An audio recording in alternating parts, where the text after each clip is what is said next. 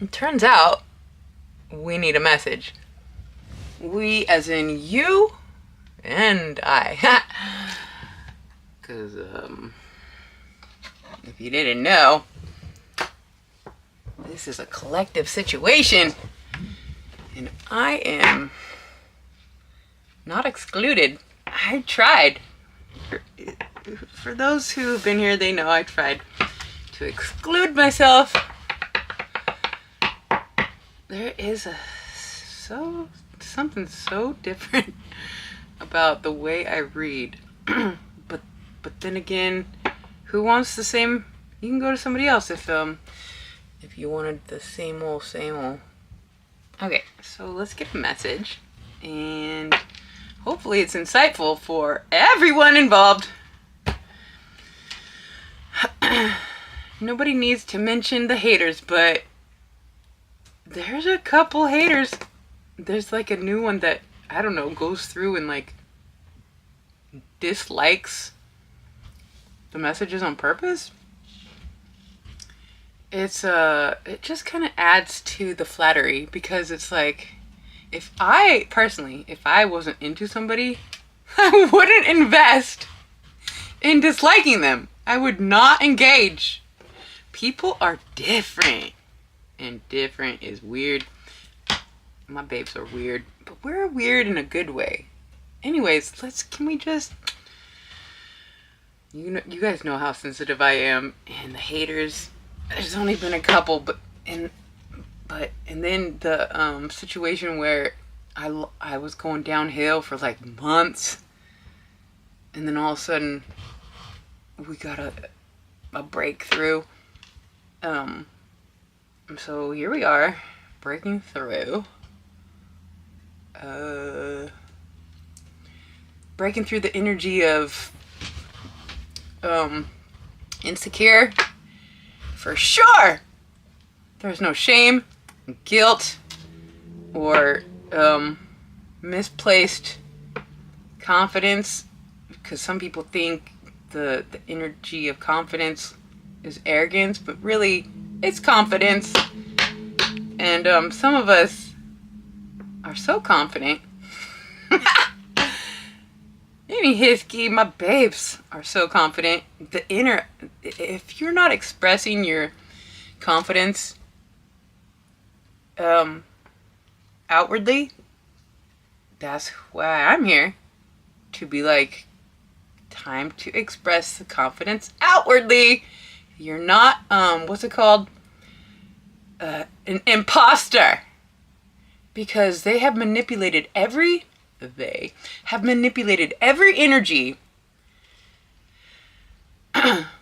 from, like I just said, confidence. They'll turn it into arrogance. Your brilliance, they'll turn it into phoniness. I don't know, I'm not coming up with the examples right now, but like, there is literally an opposite energy. Not even opposite. They've just somehow figured out how to manipulate all the good energies that represent good things into a bad energy representing bad things. And one day I'm going to be able to deliver the malnourished vocabulary with such grace, dignity, and delivery.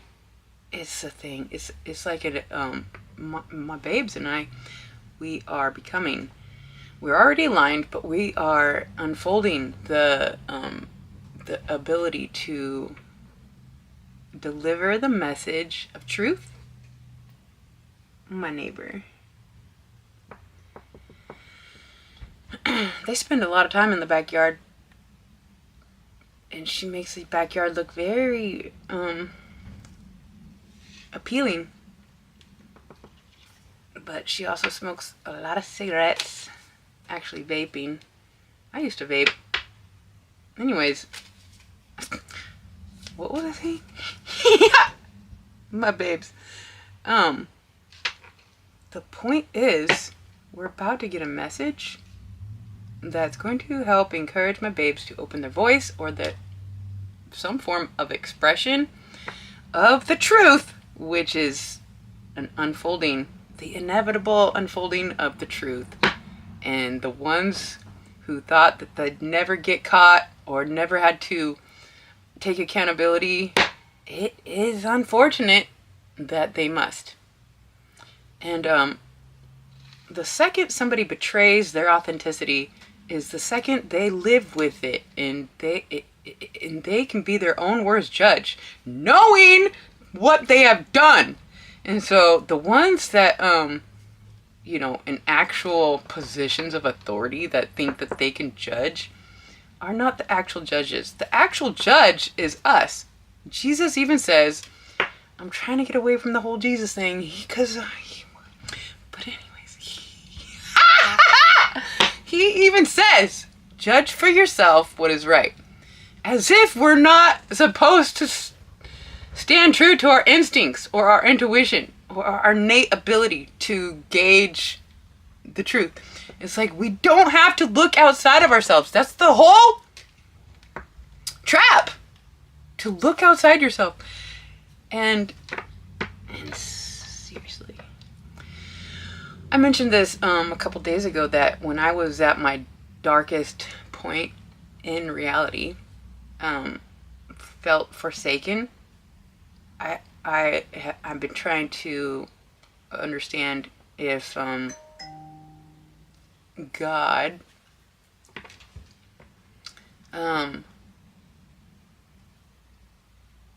really forsake me or wanted me to engage in my own personal power.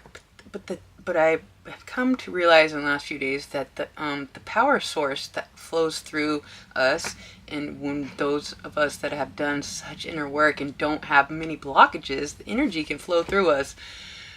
It's like be very aware. We're the ones who've done such work. We are very aware of the energies that come in and the ones that we align with and the ones that just need to be released. And so when this situation happened where I felt forsaken and I had to pick myself up, so I thought it was truly actually still source that picked me up. The energy of life, the energy of intention to continue to thrive, to rise. It's like the cosmic intelligence is forever flowing, and something about having our system clogged and blocked versus unclogged and unblocked, and the systematic ways that for whatever reason the bad ones want to keep you mute and dumb and numb so they can benefit off of your fear and your fear. And it's like they turn Jesus into a symbol and then to a market to exploit. But really the energy of life is so rare to, it's like there truly is no actual English language. When I get really aligned with the source energy, it's my inner dialogue is Skirbish. There is like a tongue that it sounds yo the inner dialogue of the divine Skirbish. Has anybody experienced this? Seriously. Oh my gosh, we haven't even pulled one card. What's the message? I don't know. What's the message? Let's just get one of these. I think we're just gonna pull one of these for my beautiful babes. Just trying to get a message. If we may get a message for my babes. I love you guys. You truly don't know how much I love you. And if you think you love more than I love you, you're mistaken. I love you more than you can possibly. The truth is, actually, there's no words. What I've done for my babes. Some babes know, because they have gone through some certain sacrifices for the truth. Um, but the but yo, we can argue about this all day, but I love you more than you love me, and that's on period, and that's gonna be what it is. So here we are. Where I just shed my love on my babes who are so magnificent, and the energies that are opposing us, even the Father, God's source energy, is so it's like Mama Gaia, and the consciousness that comes through certain vessels of Mama have to be like, yo, the Father is not as forgiving as you think. We have to be perfect, actually. And so some of us have gone through the initiations, the trials, the tribulations, the worst of the worst, and still came out with an open heart and an expanded love, actually. No, as brutal as certain initiations or trials or tests that are presented, thank goodness there are enough of us, the babes, and a few of us, and more that are overcoming these, passing the tests of divinity and aligning with the essence of truth. And so, what's this? I don't even know. Reconsider and improvise. I don't think we've got this one. What does it say? When you come to a roadblock, take a detour and see it as an opportunity to experience new things in life. You know, just earlier I was looking back at certain doors being shut or exes exiting left, or, you know, opportunities that got blocked. It's like, if I had been able to engage in those avenues, I wouldn't be right here. And it's so obvious looking back that this is so much more fulfilling, and it trumps all of those opportunities with such magnitude. It is literally uncomparable. So just know that if you come into a roadblock, it says reconsider and improvise. So often we let what we think is a failure or a blockage to define our essence or our worth or our direction, and it is just truly not the case. The message I had also today, many times I've had this message, is that the past serves the purpose, but like to move forward and to not let the past define you, but let the future of your vision present it into a more definition of definition, a more definition of definition. What is happening here? I don't know. You guys are crazy, and I can't get enough. So here we are. I'm just gonna get one more Moonology card. My babes, just trying to get a message. The depth of my love for you guys is out of this world. I don't know if you know. Some of you might. We have worked through your feelings, last quarter moon in Aries.